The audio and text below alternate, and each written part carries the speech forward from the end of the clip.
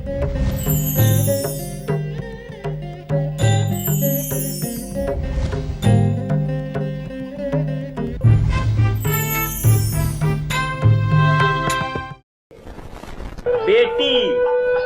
अपने ही घर में होती है पराई। वाह रे विधाता तूने क्या रीत बनाई, बेटी अपने ही घर में होती है पराई। वास्तव में बेटी अपने ही घर में पराई होती है। कितना दुख झेलती है, कितना सितम झेलती है, जरा सोचिए बेटी की जीवन। थोड़ा सा संक्षेप में मैं बता रहा हूं आपको। बेटी जन्म ली, बाल अवस्था में थोड़ा सा युवा हुई, बस उसके बाद नौकरी की नहीं की, पढ़ाई की नहीं की। आजकल सरकार ने नियम लागू किया, बेटी बचाओ बेटी पढ़ाओ। काफी अच्छा नियम है ये, मैं इस सरकार का सम्मान करता हूं। अच्छा कार्य किया उन्होंने सरकार से। मैं सरकार की पार्टी में नहीं हूं, मैं भगवान की पार्टी में हूं, मैं समाज की पार्टी में हूं, मैं अच्छे लोगों की पार्टी में हूं, मैं सरकार की पार्टी में नहीं हूं। लेकिन सरकार ने अच्छा नियम लागू किया तो मैं बता रहा हूं, बेटी बचाओ बेटी पढ़ाओ। बेटी नहीं तो बेटा कहां से आएगा? सोचिए आप, बेटी है तो बेटा आएगा और बेटी नहीं है तो बेटा कहां से आएगा? इसलिए बेटी का जीना, बेटी का रहना इस संसार के लिए अति आवश्यक है। बेटी को भगवान ने बनाया है, आपने नहीं बनाया, मैंने नहीं बनाया। बेटी को भगवान ने बनाया और वेद पुराण में ये लिखा हुआ है कि बेटी को अच्छा से रखें। बेटी आपका आधा अंग है, बेटी का सम्मान करें।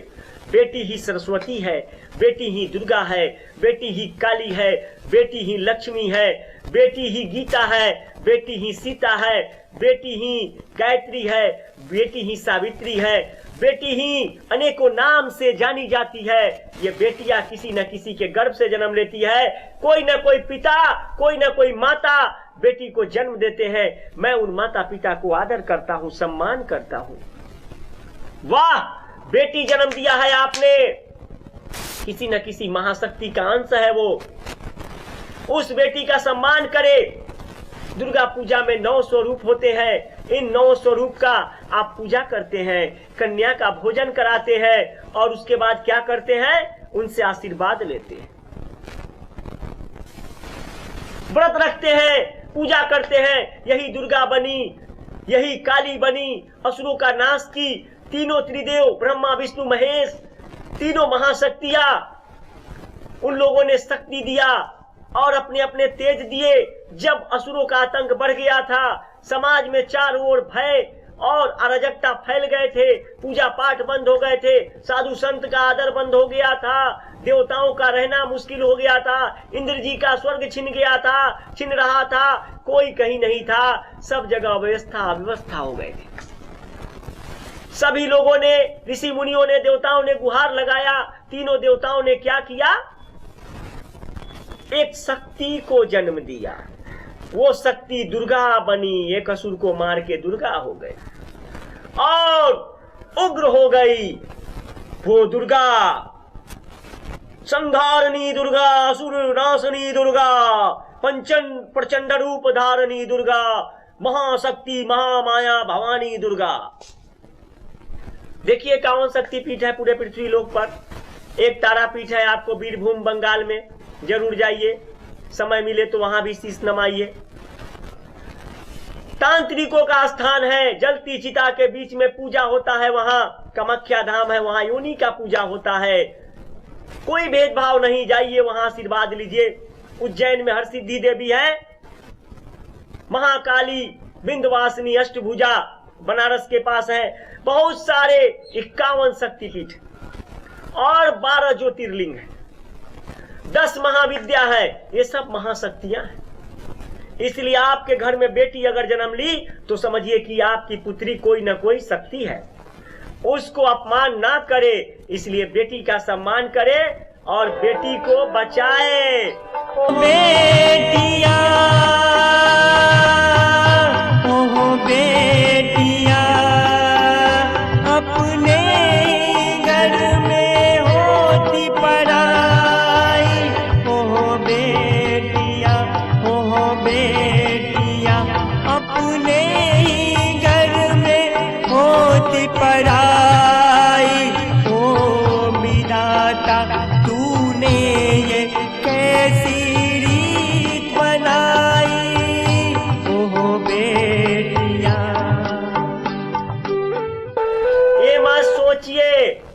कि आज घर में बेटा है तो बेटा को भरपेट खिला दिए और बेटी को उपवास रख दिए। नहीं, ऐसा ना करिए। जितना सम्मान बेटा को उतना सम्मान बेटी को भी दीजिए। यही है आपका कल्याणकारी अमृतमय दिव्य सत्य वचन और सत्य प्रवचन, जिससे मानव का कल्याण हो जाए, जिससे आपकी सारी गंदगी समाप्त हो जाए, जिससे आप अच्छाई की ओर चले जाए, जिससे आपका कल्याण हो जाए। वही कल्याणकारी वचन है, वही अमृतमय वचन है, वही दिव्य वचन है। जो गुरु आपको परमात्मा से मिला दे, आपका जो आत्मा है वो परमात्मा में विलीन होगा। आपका जो शरीर है पंच तत्व से बना है, पंच तत्व से ये जग बना है और आपका शरीर भी पंच तत्व से बना है। और इन पंच तत्वों में ही आपको विलीन हो जाना है, एक दिन अमर होके नहीं रहना है। जब आपको पंच तत्वों में विलीन हो जाना है, आपके आत्मा का गति कहीं और चला जाएगा और आपके शरीर का कहीं और गति हो जाएगा। शरीर आत्मा का नहीं और आत्मा शरीर का नहीं, लेकिन दोनों समय के अनुसार परमात्मा के नीति और विधि के अनुसार एक साथ रहता है। लेकिन जैसे आत्मा पर शरीर से गया, बस शरीर जो है निर्जीव हो जाता है, वो किसी काम का नहीं रहता, उसे पंच तत्वों में विलीन हो जाना पड़ता है, उसे लोग मृत घोषित कर देते हैं। इसलिए आत्मा का गति परमात्मा के पास और तन का गति पंच तत्वों में। इसलिए आप कभी सच को ना छोड़े, कभी झूठ ना बोले, सच को हमेशा साथ में रखे। सच के कारण और झूठ के कारण ही देवी सती को दूसरा जन्म लेना पड़ा, सती से पार्वती बनना पड़ा। इसका भी बहुत बड़ा प्रसंग है। भगवान शिव काफी कल्याणकारी देवता है, उनसे अच्छा कोई नहीं हो सकता, उनसे जल्द कोई दूसरा देवता प्रसन्न नहीं हो सकता और उनसे जल्द कोई दूसरा देवता क्रोधित नहीं हो सकता। संहार के देवता शिव है। शिव का मतलब ही कल्याण होता है। शिव का 12 ज्योतिर्लिंग है इस पृथ्वी पर। इन 12 ज्योतिर्लिंगों का दर्शन पूजा काफी कल्याणकारी है, लेकिन नियम से, तरीका से। कोई आवश्यकता नहीं कि हर भक्त का कल्याण मंदिर में जाने से हो ही जाए। कोई आवश्यकता नहीं कि हर व्यक्ति अपना जीवन इस पृथ्वी पर सफल कर ही ले। कोई आवश्यकता नहीं कि हर व्यक्ति सुख प्राप्त कर ही ले। कोई आवश्यकता नहीं कि हर व्यक्ति ज्ञानी ही हो जाए। कोई आवश्यकता नहीं कि हर व्यक्ति प्रधानमंत्री ही हो जाए। कोई आवश्यकता नहीं कि हर व्यक्ति डीजीपी ही हो जाए। कोई आवश्यकता नहीं कि हर व्यक्ति कल्याणकारी ही भी हो जाए। समाज में कुछ लोग पापी भी है, उन्हीं के लिए ये कानून बना हुआ है, उन्हीं के लिए जेल बना हुआ है, उन्हीं के लिए यह काल मृत्यु बना हुआ है, उन्हीं के लिए ये सारा न्याय प्रणाली बना हुआ है। ये पापी लोग दुख भोगते हैं, जन्मों जन्मांतर तक इनको कष्ट झेलना पड़ता है, पापियों को नरक भोगना पड़ता है, पापियों को कहीं शरण नहीं मिलता है और अच्छे लोग समाज में शांत रहते हैं, सीना तान के चलते हैं। एक जनप्रतिनिधि जो जनता के बीच होता है, जनता की अरमान पूरी करता है, वो सीना तान के चलता है। जो जनप्रतिनिधि झूठ बोलता है, समय पर कार्य नहीं करता है, वो मुंह चुरा के चलता है। जो भी व्यक्ति अच्छे होते हैं, सच्चे होते हैं, वो सीना तान के चलता है, क्योंकि सच कभी झुक के नहीं रहता, सच कभी दब के नहीं रहता और सच किसी से डरता नहीं। कोई ऐसा व्यक्ति अगर हो, किसी भी बड़े नेता का भाई, बड़े नेता का कुटुंब, बड़े नेता का दामाद, बड़े नेता का जमाता, बड़े नेता का रिश्तेदार, और वो अगर अहंकारी हो, अगर किसी बड़े धन सेठ या कोई बड़े व्यक्ति को अगर उसके धन का घमंड हो, तो वो अपना घमंड तोड़ ले। इसलिए तोड़ ले क्योंकि विधाता के सामने, समय के सामने और मृत्यु के सामने ये सब काम नहीं आता। नियम के सामने, कानून के सामने ये सब काम नहीं आता। सबके लिए कानून एक समान है, सबके लिए मौत एक समान है, सबके लिए नियम एक समान है, सबके लिए ये संसार एक समान है, सबके लिए पृथ्वी एक समान है और सबके लिए भगवान भी एक समान है। समझे? इसलिए आप सभी लोगों से मैं अनुरोध करता हूं, आग्रह करता हूं कि कृपया करके हर किसी का सम्मान करे, हर किसी का इज्जत करे, हर किसी को जीने दे और खुद भी जिए। मैं एक बात आपको कहना चाहूं, ये जो रेलवे लाइन से जो गाड़ियां गुजरती है ना, झरझर झरझर धर धर धर धर, और वहीं पे जो ये बैरियर जो लगा रहता है, जो बहुत सारे लोग बैरियर्स के नीचे से जो पार कर जाते हैं, और वहां जो गेटमैन रहता है ना, वो आपका सच्चा दोस्त है। वो रात भर जगता है, रात ड्यूटी में, वो दिन भर तपस्या करता है। क्यों तपस्या करता है, क्यों बैरियर लगाता है, ये नियम क्यों लागू है? ताकि कोई भी व्यक्ति दुर्घटनाग्रस्त ना हो और वो मरे नहीं, कोई भी व्यक्ति का जीवन छीने नहीं, हर व्यक्ति जिए और जिंदा रहे, जीवित रहे। लेकिन कुछ लोग रेलवे पुलिस की बात नहीं सुनते, आरपीएफ वाले का बात नहीं सुनते, जीआरपी वाले का बात नहीं सुनते। रेलवे द्वारा जो नुक्कड़ नाटक कराया जाता है, जागरूकता अभियान चलाया जाता है, पत्रकार भाई द्वारा जो बताया जाता है, अच्छे समाज सेवी द्वारा जो बताया जाता है, उनकी बात को वो नहीं सुनते हैं। और क्या करते हैं? बैरियर के नीचे मोटरसाइकिल घुसा देते हैं, बैरियर के नीचे साइकिल घुसा देते हैं, और बैरियर के नीचे ही क्या घुसाते हैं? अपने आप को भी अंदर प्रवेश करा देते हैं। क्यों? आप थोड़ा देर सब्र कर लीजिए, आपका जीवन बचेगा। ये मैं आपके लिए बोल रहा हूं, अपने लिए नहीं। वो आपके बचाने के लिए वहां खड़ा है पुलिस वाला, वो आपको बचाने के लिए बैरियर लगाए हुए है, वो आपके लिए वहां पर बैठा हुआ है। वो सारे बैरियर लगाने वाले सारे सिस्टम आपके लिए खड़े किए गए हैं, ताकि आपको आंच नहीं आए, आपको कोई दिक्कत ना हो, आपका जीवन बचा रहे। रास्ते पर चलते हैं, ट्रक वाले भाई इधर लगा देते हैं, मोटरसाइकिल वाले भाई इधर लगा देते हैं, चार चक्के वाले भाई इधर लगा देते हैं, बीच रोड पर ही गाड़ी लगा देते हैं, अव्यवस्था खड़ा कर देते हैं। दुकान वाले भाई के सामने भी दुकान लगाने के बजाय वहां गाड़ी लगा देते हैं। दुकान वाला भाई परेशान, रोड वाला भाई परेशान, जितना भी लोग होता है वो दुखी हो जाता है, परेशान हो जाता है, चिल्लाने लगता है कि भैया जरा गाड़ी हटाइए। वहां पर सीना तानने लगते हैं कुछ लोग, रोब गांठने लगते हैं। अपनी गलती को स्वीकारिए। अगर मुझसे गलती हो तो मैं अपनी गलती को स्वीकारूं, अच्छा बनूं। गाड़ी लगाने की तरीका है, सिस्टम है, दुकान लगाने की तरीका है।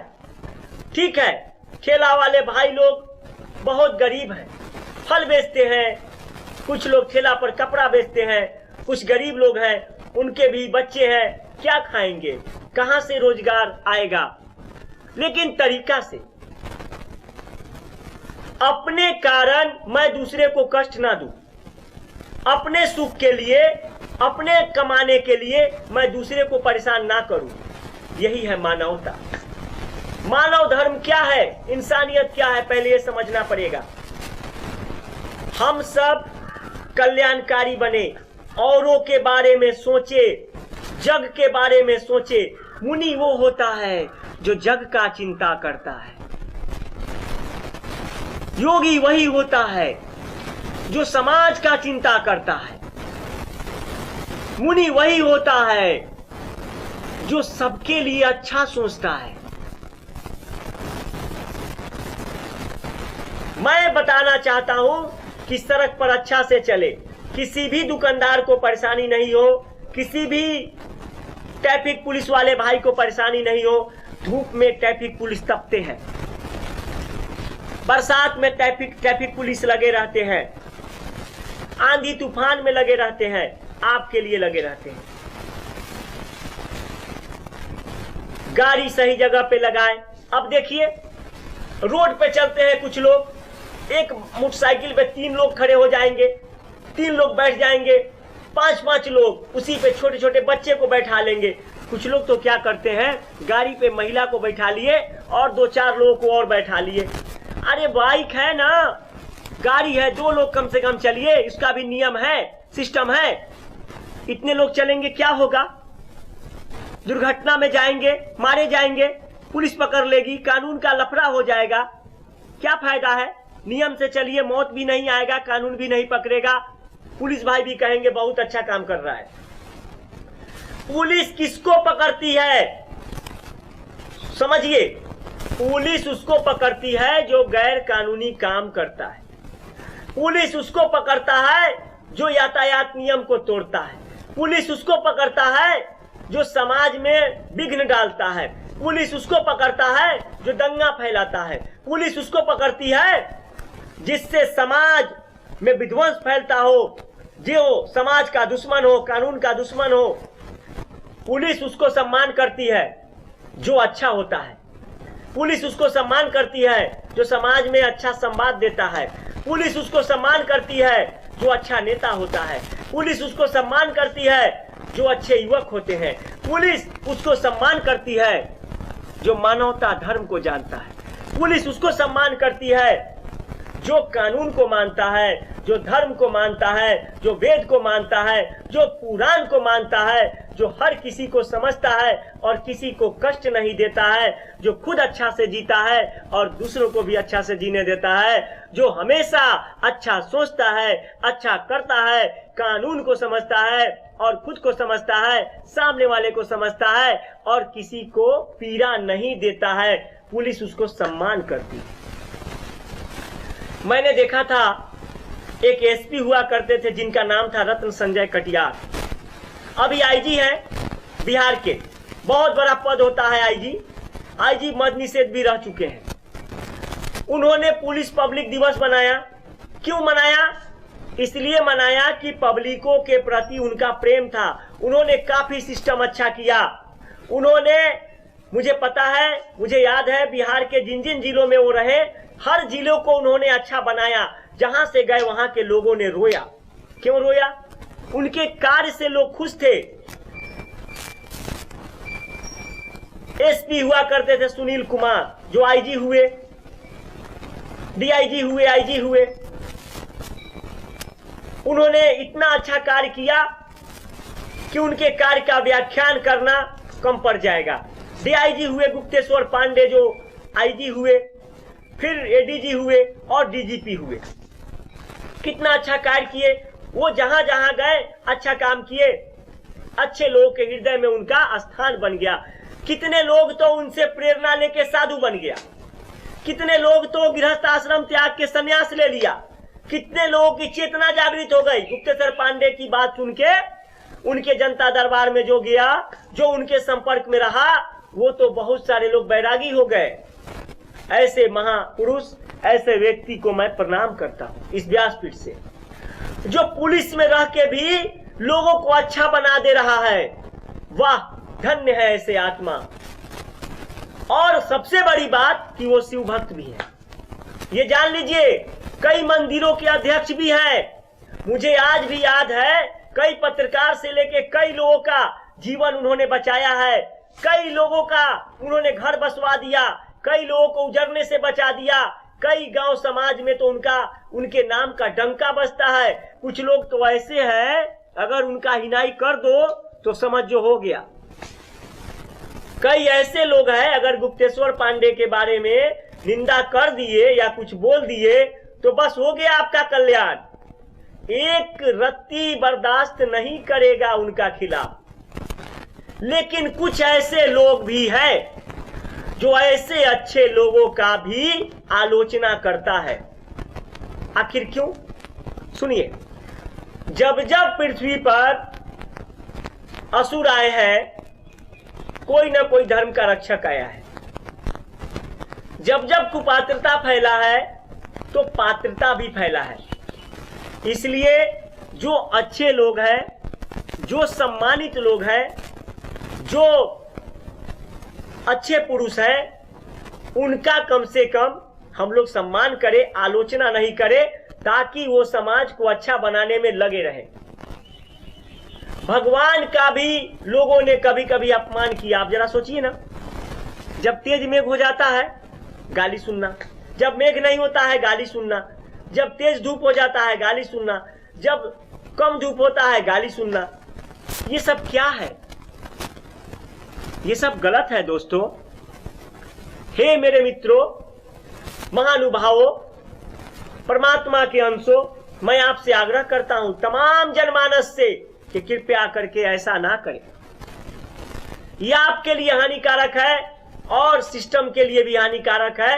यहीं से कुरीति जन्म लेता है और अव्यवस्था जन्म लेता है और गड़बड़ी शुरू हो जाता है और तब भगवान नियंत्रण के लिए खुद निर्णय लेते हैं। जब समाज में अव्यवस्था हो जाता है, जब समाज में कुरीति फैल जाता है, जब समाज अनियंत्रित हो जाता है तो भगवान निर्णय लेने पर अवश्य विवश होते हैं। इसलिए अच्छा काम करें, अच्छा बने, सात्विक बने, पवित्र बने, नियम और कानून का पालन करें ताकि कहीं कोई गड़बड़ी ना हो। हर इंसान, हर कोई अच्छा बन के रहे और सच्चा बन के रहे, इसी में सबका कल्याण है। एक एक मानव का, एक एक इंसान का, हर जाति हर वर्ग एक है, सब मानव है। किसी से कोई भेदभाव न कीजिए, किसी से कोई मतभेद न कीजिए। इसलिए इस धरती को भगवान ने बनाया, आपको भी भगवान ने बनाया, मुझे भी भगवान ने बनाया, सबको भगवान ने बनाया, लेकिन सबका काम बटा हुआ है। हर कोई अपना अपना काम करता है। सबको अपना अपना काम करना चाहिए, अपने अपने दायित्वों का पालन करना चाहिए, अपने अपने कर्तव्य का पालन करना चाहिए। जो भ्रष्ट हैं उनके लिए भी सिस्टम है, जो अच्छे हैं उनके लिए भी सिस्टम है। इसलिए सभी लोग अच्छा पर चले। भगवान श्री राम बाल अवस्था से ही असुरों को नाश करके अलग संदेश दिए।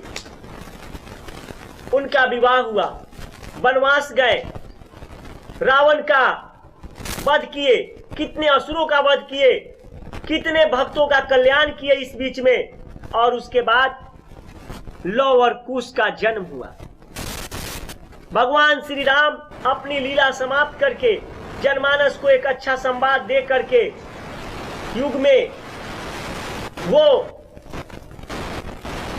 मर्यादा पुरुषोत्तम कहलाए और श्री राम जय राम इतने अच्छे कार्य किए, इतने अच्छे कार्य किए कि आज मैं देखता हूं, सुनता हूं और रीति रिवाज भी है कि जब भी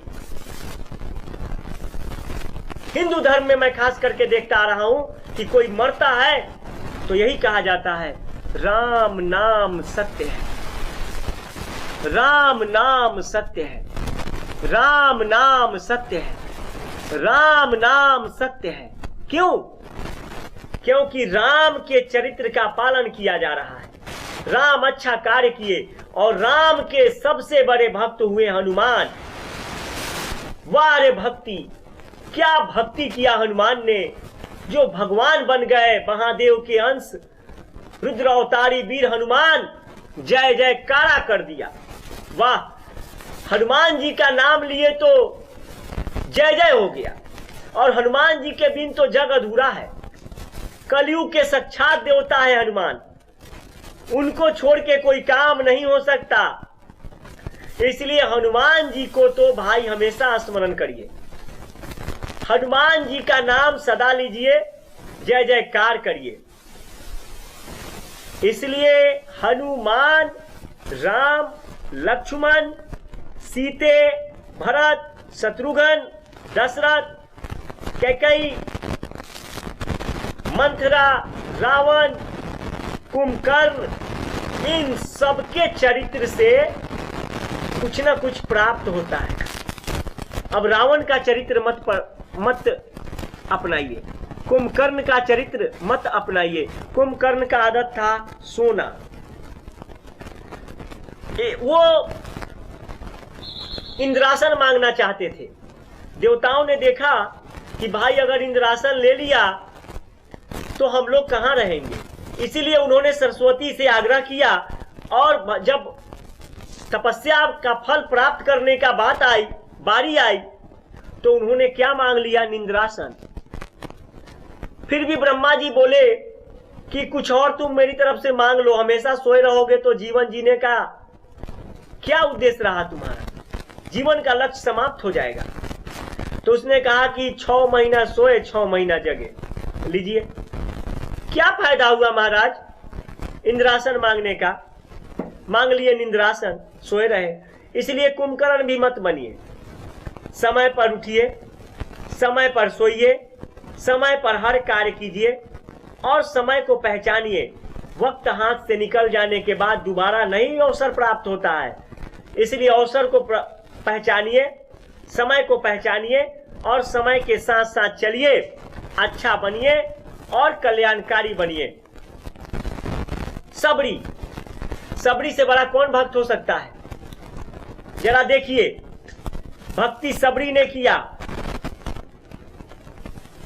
एक मुनि के कुटिया में गई और मुनि ने कह दिया कि भगवान आएंगे। विश्वास हो गया, भगवान को देखने की लालसा मन में पाल ली और भगवान के नाम का जाप लगी जपने। श्री राम जपते जपते जब उम्र ढल गया तो क्या हुआ? वो मुनि मर गए, मृत्यु हो गया, अमर हो गए। लेकिन सबरी से मिलने भगवान श्री राम आए, उनके भक्ति में दम था। ऐसे भक्त बनिए कि भक्ति में दम हो।